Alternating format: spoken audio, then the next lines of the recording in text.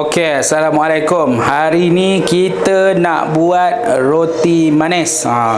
Roti manis ni roti yang kita biasa tengok lah. Roti kacang merah, roti yang bubuh kaya, roti yang bubuh dengan sosis kan. Selalu orang sebut benda tu aduh roti manis. So hari ni kita nak buat benda tu. Yang bezanya hari ni kita tak nak uli tangan. Kita akan gunakan Noxa bread maker untuk buat. Sebab itulah saya ada loyang ni dekat sini. Saya nak tunjuk cara-cara step by step kita nak buat dough punyalah senang, tak payah uli. Kita campak barang-barang ni masuk, lepas tu kita masuk bread maker, lepas tu bawa keluar untuk kita buat bentuk pula. Okey, so bahan-bahan dia saya dah susun ikut step. Bila kita gunakan bread maker bukan macam cara tradisional, kita kena mula daripada bahan-bahan yang gunakan cecair dulu. Makin cair sampailah ke makin solid. So saya dah susun dekat sini urutan dia. Yang pertama sekali kita masukkan air. Air kita gunakan air sejuk lah yang paling cantik sebab kita nak roti kita gebu naik elok. Yang ini petua yang saya dapat daripada mak mertua saya. So air sejuk 220 ml. Kemudian kita gunakan telur sebiji. Telur ni grade A ataupun grade B okey, jangan kecil pada tu. Kemudian ada butter 75 gram. Jadi butter ni saya guna hari ni, saya guna butter cup. Tak kisah nak guna brand apa, butter margarine tak kisah, ataupun nak guna shortening pun tak kisah. Okey, seterusnya lepas masuk butter kita akan masuk caster sugar. Caster sugar ni gula halus. Gula halus kita masukkan 100 gram. Kemudian yang botol-botol kat depan ni, yang ni ada 4 benda. Garam, baking powder double action, bread softener dengan juga bread improver. So yang ini semua masuk 1 teaspoon, 1 sudu teh. Baiknya gunakan sudu yang ada sukatan siap supaya kita tak tersalah sukat lah. Jadi kita cerita satu-satu pasal ni. Untuk baking powder double action tadi, ada orang tanya saya kenapa nak pakai double, boleh tak pakai single. Saya selalu cakap gunakan double sebab kita nak roti kita naik, roti kita gebu. Dan bila kita guna baking powder double ni, dia akan naik 2 kali bila dia kena dengan lembapan ataupun air, dan yang kedua dia akan naik bila dia kena haba. Jadi itulah beza double action dengan single action. Seterusnya bread improver. Bread improver ni dia akan save time kita. Kita nak menguli lama-lama tak payah sebab dia akan kembangkan roti kita cantik, dia improve roti kita. Seterusnya bread softener. Yang ini untuk lembutkan kita punya roti. Kalau tak kita nak lembutkan, sama juga kena uli lama.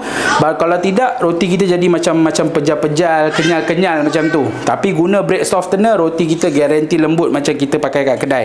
Seterusnya susu tepung. Susu tepung apa-apa brand pun tak apa. Nak guna susu anak kat rumah ke, nak beli kat kedai, cakap je susu tepung. Jadi 2 sudu. Yang ini susu tepung kita akan guna 2 sudu besar lah, ataupun tablespoon lah, 2 tablespoon yang besar. Kemudian kita akan masukkan tepung roti 500 gram ataupun tepung high protein lah. Ada orang suka tanya saya boleh tak campur-campur. Yang itu macam-macam resepi ada, boleh cuba. Macam yang saya biasa dengar, 380 gram guna tepung high protein dan 120 gram guna tepung super fine ataupun tepung kek. Jadi hari ni kita hanya gunakan 500 gram tepung high protein, dan akhir sekali yeast kita gunakan Mauripan 11 gram, 1 paket kita guna.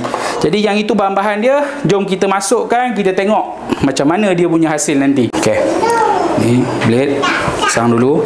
Dia pegang kat bawah ni. Masukkan. Dan lepas tu boleh lock dia terus.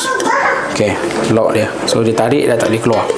Kemudian yang first kali kita akan masukkan air sejuk. Okey, air sejuk 220 ml, masukkan je semua. Okey. Lepas air sejuk kita masukkan telur.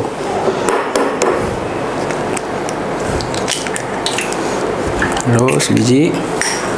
Kemudian masukkan butter. Right, butter pun masukkan semua saja. Allah. Okey.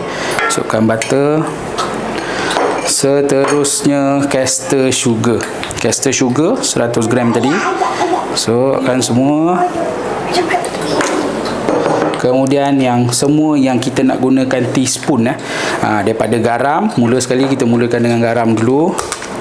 Garam 1 sudu teh. Lepas garam kita masukkan baking powder double action.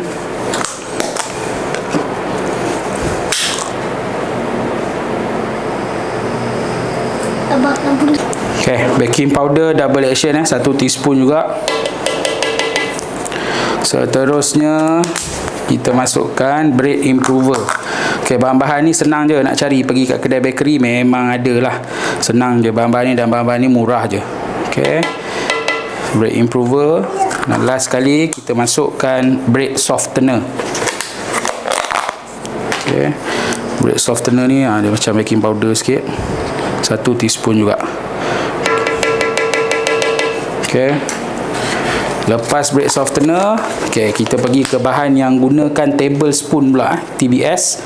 Yang ni susu tepung. Kita akan masukkan 2 tablespoon. Okay. Ada orang dia tak nak guna susu tepung ni, apa dia buat? Tadi yang air 220 ml tadi, dia terus gunakan air susu terus. So roti akan jadi lagi lemak lagi. Okay. Right. Kemudian lepas susu tepung, terus masukkan kita punya tepung high protein 500 gram.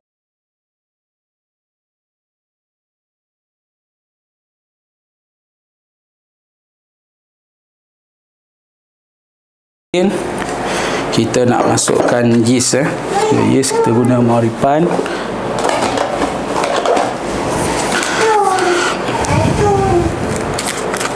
Okay.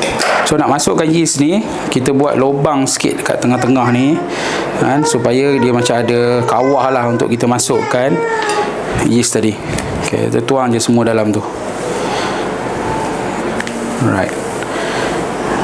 Okay. Okay, lepas dah bubur yeast, sekarang kita nak ratakan dia. Ratakan, goyang, ketuk-ketuk sikit, bagi bahan dia semua rata kat dalam tu. Tapi jangan kuat sangat, nanti tepung ni melambung pula. So lepas ni kita boleh masuk dah dalam bread maker. Dah siap dah dough kita. So okay, sekarang kita nak masukkan. Okay, boleh tengok dulu. Okay, untuk masukkan boleh tengok perkataan front dekat depan loyang kita ni. So yang ini mesti berada di depan. Okay, perkataan front tu. So nak masukkan, buka. Okay, ada cover yang bawah tu, kita bawa keluarkan dulu. Yang ni boleh keluarkan. Kemudian boleh nampak tak ada laluan dia untuk kita masukkan kita punya loyang. So kita masukkan kiri kanan dekat situ dan kita tolak sampai habis.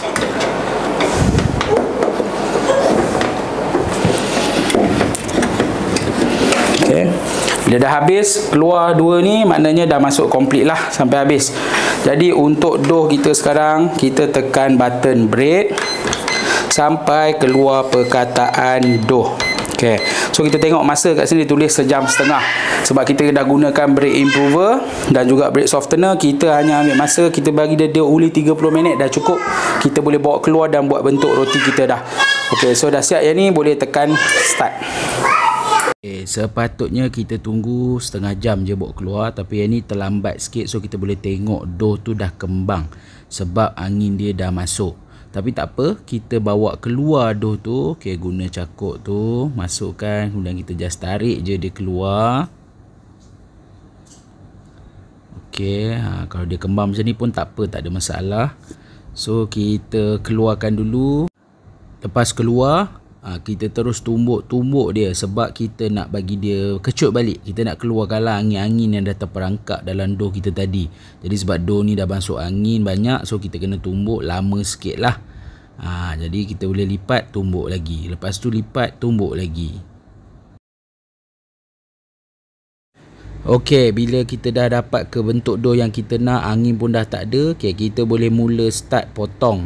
Waktu ni saya suka guna timbang supaya saiz dia nak dekat sama. Macam hari ni kita akan set dia lebih kurang dalam 38 gram ke 40 gram untuk seketul. So macam ni lah bentuk dia. Lepas kita dah potong semua ikut berat dia, boleh tabur sikit tepung supaya tak melekat atas loyang. Okey, step seterusnya ni penting. Bila kita nak buat roti, kita mesti buat proses rounding. So boleh tengok cara tangan tu kan, jari telunjuk tu tegakkan supaya 3 lagi jari tu dia tegak keras juga. Kemudian kita nak uli dough kita sampailah kulit luar dia licin. licin macam kulit telur tu. Jadi boleh ambil masa dekat sini kan, kita buat sambil kita nak tekan, nak keluarkan apa-apa lagi angin dalam tu.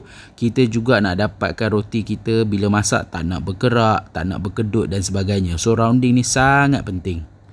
Seterusnya untuk inti roti kita lah. So hari ni saya gunakan pandan kaya warna hijau.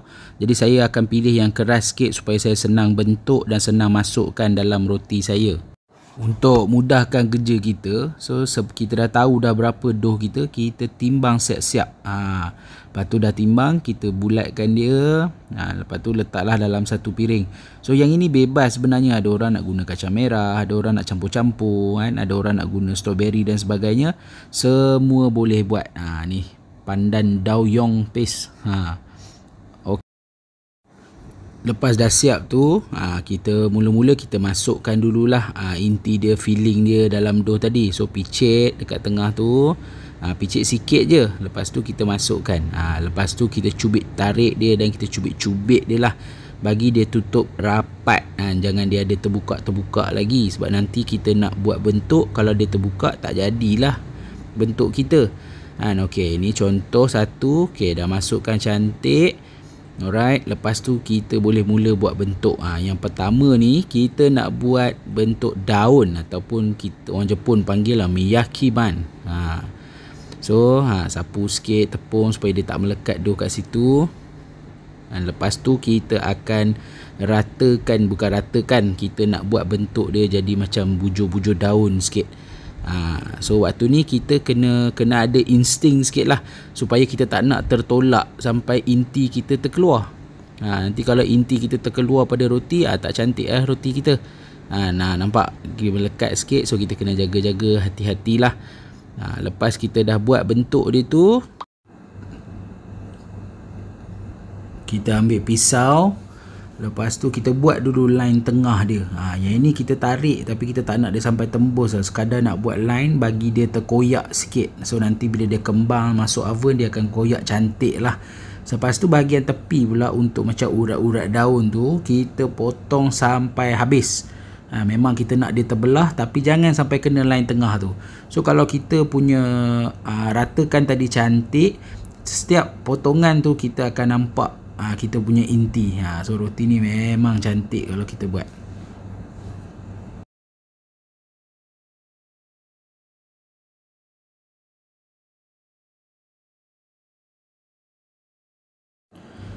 Dah siap potong, ambillah cup kan, ambil cup, lepas tu bubur roti kita elok-elok dalam cup tu kan, untuk dia kembang dan sebelum kita bakar. Okay, untuk yang kedua sama juga kan, kita ratakan bagi dia macam bentuk macam dalam gambar tu. Lepas tu yang ini kita panggil roti caterpillar lah, ataupun ulat beluncas. Okay, so ambil pisau daripada hujung ke hujung, kita nak buat barisan yang terputus. Jadi kita potong, ikutlah, yang ini tak kisah. Nak buat halus-halus pun boleh, nak buat dia jarak besar-besar pun boleh. Yang ini terpulang kepada kreativiti masing-masing lah. So lepas dah potong tu, kita nak terbalikkan dough tu, kemudian kita nak roll dia daripada tepi. So sambil roll tu, mampatkan isi dia, macam tekan-tekan sikit, lepas tu pusingkan. Jangan risau kalau kita punya dough tu tak terkoyak lagi, sebab nanti bila masuk oven dia akan terkoyak cantik dan akan nampak inti-inti kita tu pada setiap potongan. Jadi yang ini bentuk-bentuk yang kita boleh buat lah dengan ban yang ada inti. Ada orang dia nak buat ban biasa boleh, lepas kita dah masukkan tu boleh terus bakar je. Tapi kalau kita buat macam ni lagi menarik lah roti kita kan. Seronok kita pun seronok, yang makan pun seronok tengok. Lepas dah siap, sama juga masukkan dalam cup dan biarkan dia kembang lagi.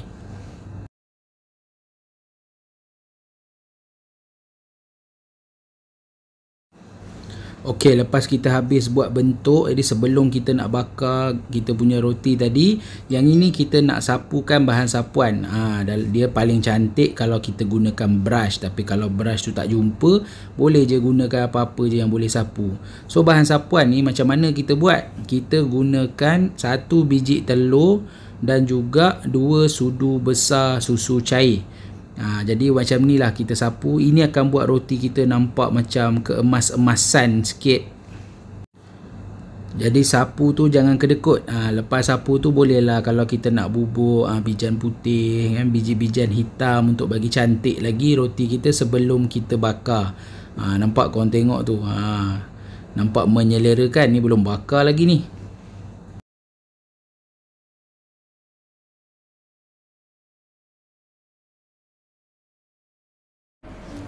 Okay, lepas roti kita dah siap, okay, kita bolehlah preheat oven kita. Okay, ingat jangan lupa kita nak tutup dulu bahagian yang ada gear waktu menguli tadi. So tutupkan dengan alas ni. Lepas tu kita boleh terus select dekat button oven. So bila tekan oven tu, kita nak buat apa sekarang? Kita nak preheat. So kita ambil setting yang ada tulis preheat dulu. So waktu ni kita set lah temperature kita. Nah, dalam ni saya gunakan 170. Lepas tu saya terus tekan start.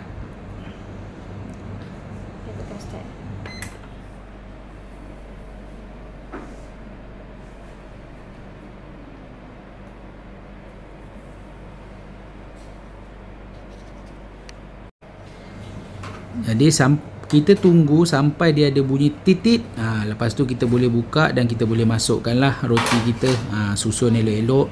Selalunya saya dalam satu tray ni boleh masuk 6 lah. Saya akan gunakan lorong yang tengah. Lepas tu masukkan dan kita nak tukar pilihan tadi daripada preheat. Sekarang kita nak tukar, kita nak pilihan oven saja. Tengok, tekan oven, pilih bake. Okay, kemudian kita set masa kita. Temperature tadi masih 170 dan masa kita setkan 10 minit. Jadi ngam-ngam lah kalau 10 minit ni.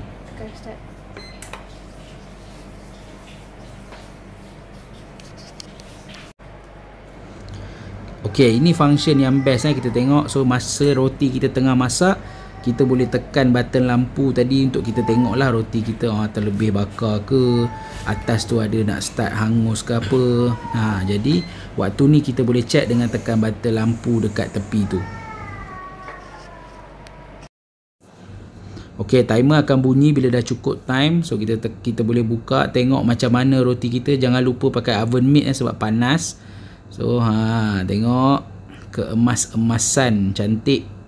Dan mana yang potong pun semua dah terkoyak elok je. Jadi saya harap video ni membantu anda lah nak buat roti macam mana. Dan saya harap ilmu ni jadi ilmu yang bermanfaat.